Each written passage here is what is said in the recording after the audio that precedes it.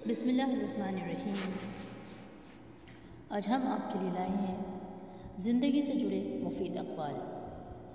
परिंदे चूटियाँ खाते हैं और जब वो मर जाते हैं तो चूटियाँ उन्हें खाती हैं।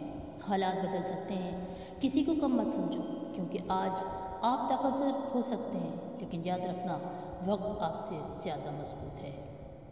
ज़िंदगी गुजर गई सबको खुश करने में, जो खुश हुए वो अपने न थे, जो अपने थे वो कभी खुश न हुए।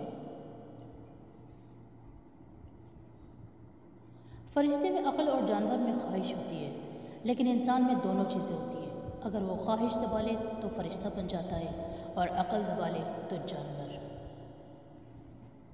गुफ्तगू से समझ बूझ में इजाफा होता है, लेकिन तन्हाई वो मदरसा है जहाँ अजीम ज़हन बनते हैं।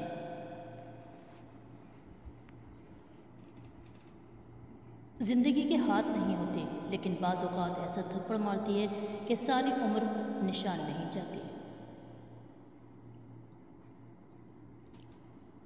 इसके साथ ही हम आपसे इजाज़त चाहते हैं। अल्लाह ने